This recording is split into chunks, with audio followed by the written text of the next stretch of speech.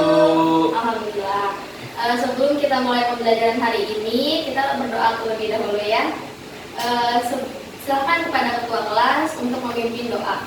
Ya Bu, sebelum belajar, marilah kita berdoa. Berdoa dalam hati mulai. Berdoa selesai. Sekarang Ibu akan absen. Emma, hadir. Emi, hadir Bu. Emily, hadir Bu. Kevin, Hadir Bu. Aldo, Ada Bu. hadir semua ya anak-anak. Iya Bu. Nah, sebelum kita masuk ke materi hari ini, ada yang masih ingat tidak materi yang Ibu ajarkan minggu lalu? Saya Bu, saya. Iya, silakan Kevin. Minggu lalu kita belajar tentang sistem pembayaran. Ya, bagus. Nah, minggu ini Ibu akan mengajarkan materi tentang alat pembayaran tunai. Di sini ada yang tahu tidak apa itu alat pembayaran tunai? Alat untuk membeli barang atau jasa. Benar nggak ya Bu? Ya, betul sekali ya Emily. Jadi intinya itu alat pembayaran tunai itu berupa uang. Selanjutnya itu Ibu akan menjelaskan pengertian dari alat pembayaran tunai.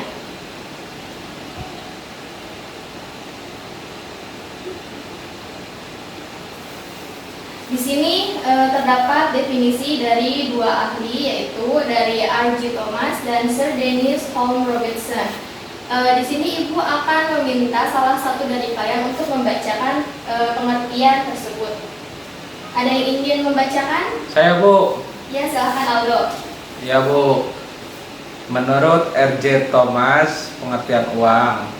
Uang adalah suatu benda yang dengan mudah dan umum diterima oleh masyarakat untuk pembayaran pembelian barang, jasa, dan barang berharga lainnya, serta untuk pembayaran utang. Sedangkan menurut Sir Dennis Holmes Robertson, uang adalah sesuatu yang bisa diterima dalam pembayaran untuk mendapatkan barang. Ya, bagus ya. Sehingga dapat disimpulkan dari dua definisi tersebut, yaitu uang mempunyai ciri khusus. Ciri khususnya yaitu dapat diterima secara umum, dapat digunakan sebagai alat tukar, dan dapat digunakan sebagai alat pembayaran. Sudah paham anak-anak? Iya Bu. Pengertian uang? Ya. Ya Bu. Kita lanjut ya.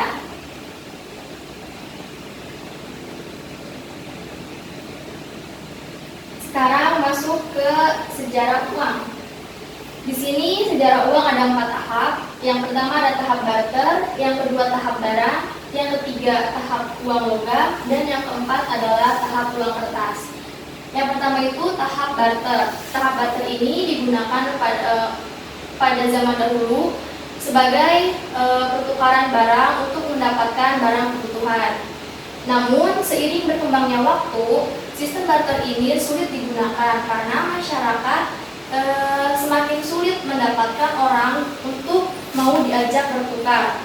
Selain itu juga masyarakat semakin sulit menemukan barang yang nilai tukarnya sama atau seimbang. Sehingga pada saat itu masuk ke tahap uang barang. Pada tahap uang barang ini muncullah pemikiran untuk menggunakan barang-barang tertentu sebagai alat tukar.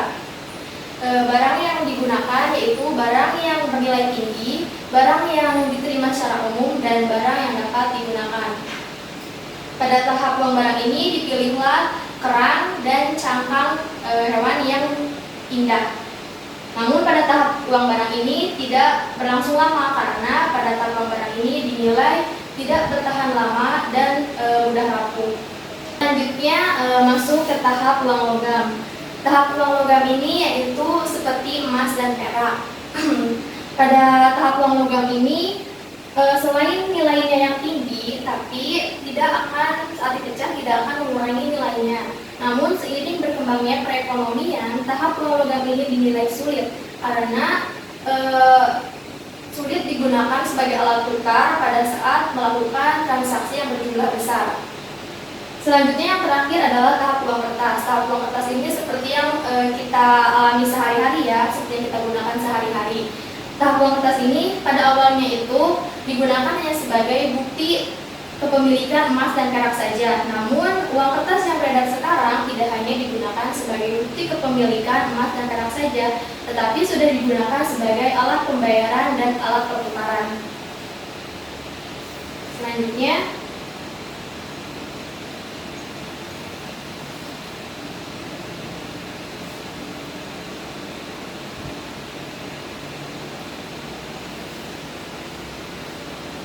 yaitu masuk ke fungsi uang. Di sini fungsi uang itu ada 5. Yang pertama ada alat tukar, yang kedua sebagai alat satuan hitung, yang ketiga sebagai alat pemindah kekayaan, yang keempat sebagai alat penyimpanan kekayaan, dan yang kelima sebagai pendorong kegiatan ekonomi. Fungsi uang sebagai alat tukar ini artinya uang digunakan sebagai pertukaran terhadap barang kebutuhan. Yang kedua yaitu sebagai alat satuan hitung, artinya uang digunakan untuk menghitung harga satuan barang atau digunakan untuk menghitung suatu barang.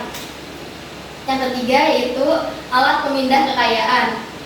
Alat pemindah kekayaan ini artinya nilai suatu benda dapat dicairkan dalam bentuk uang tanpa mengurangi nilai dari benda tersebut. Yang keempat yaitu alat penyimpanan kekayaan. Alat penyimpanan kekayaan ini artinya bahwa uang dapat digunakan untuk mengukur jumlah harta kekayaan seseorang. Yang kelima yaitu sebagai pendorong kegiatan ekonomi. Artinya adalah uang dapat digunakan untuk modal investasi yang dapat menstimulasi perekonomian suatu negara. Selanjutnya yaitu jenis uang.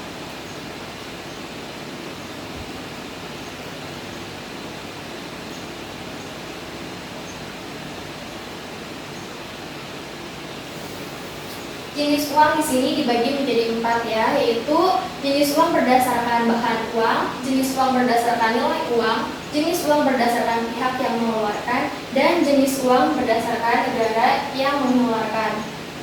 Jenis uang berdasarkan bahan uang yaitu yang pertama ada uang logam.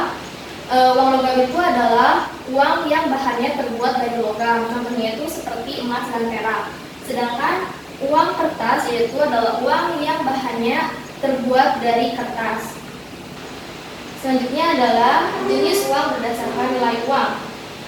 Jenis uang berdasarkan nilai uang ini yaitu nilai yang pertama itu ada uang bernilai penuh, artinya uang yang digunakan atau uang ini nilai bahannya atau nilai intrinsiknya sama dengan nominalnya.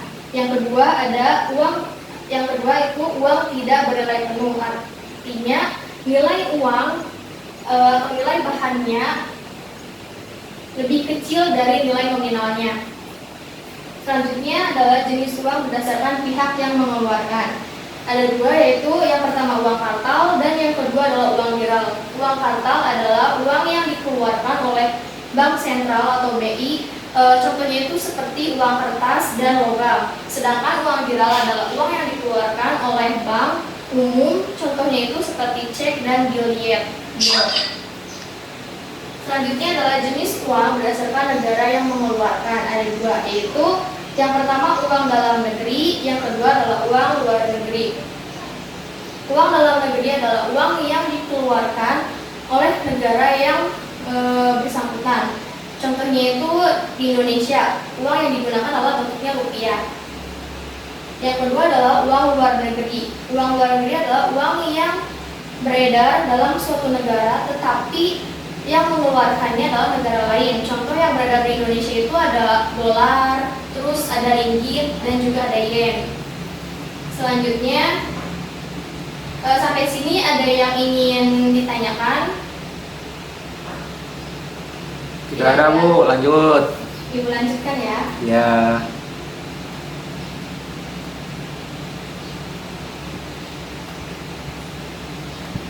Selanjutnya adalah syarat uang. Syarat uang di sini ada 5 yaitu portability, durability, stability, divisibility, dan acceptability.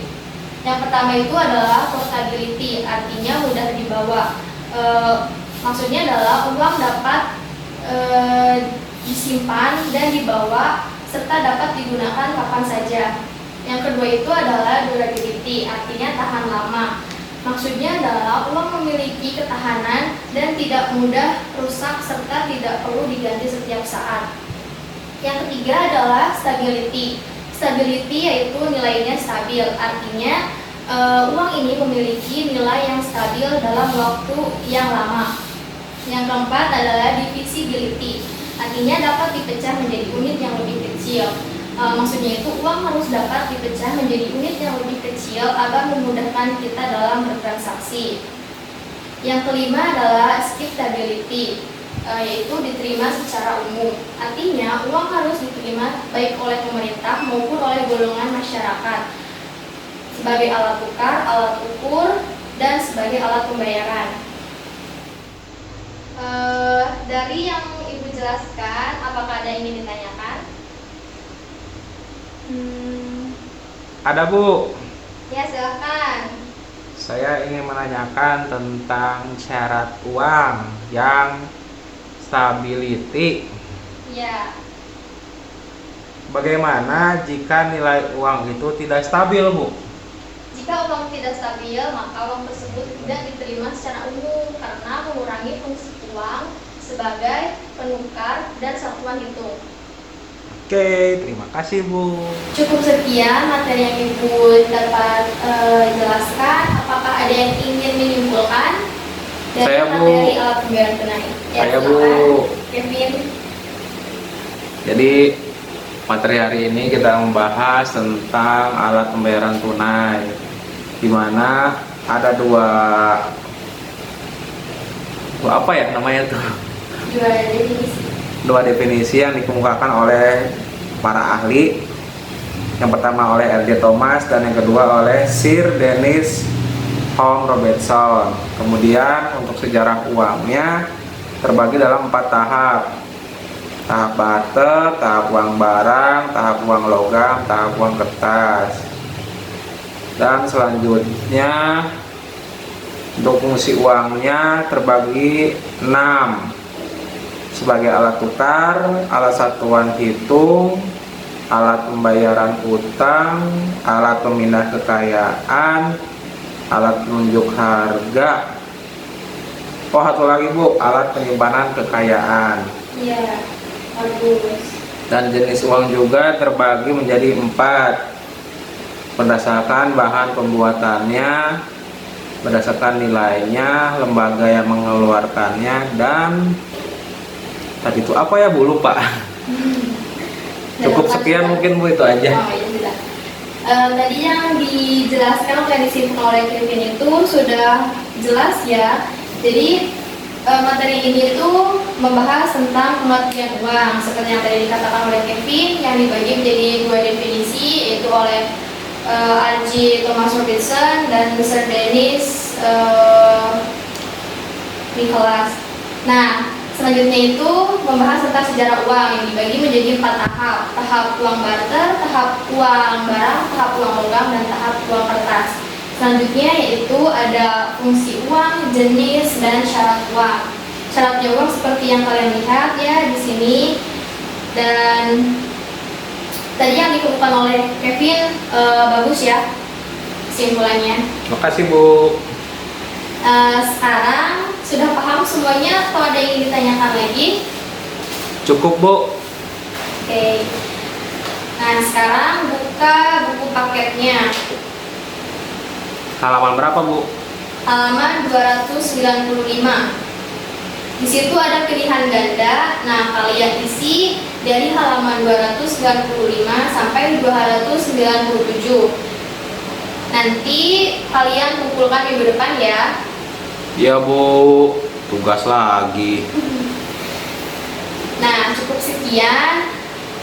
Nanti minggu depan kita akan membahas materi mengenai permintaan dan penawaran ya. Iya, Bu. Ya, terima kasih atas perhatiannya. Cukup sekian yang Ibu dapat sampaikan. Wassalamualaikum warahmatullahi wabarakatuh. Waalaikumsalam warahmatullahi wabarakatuh.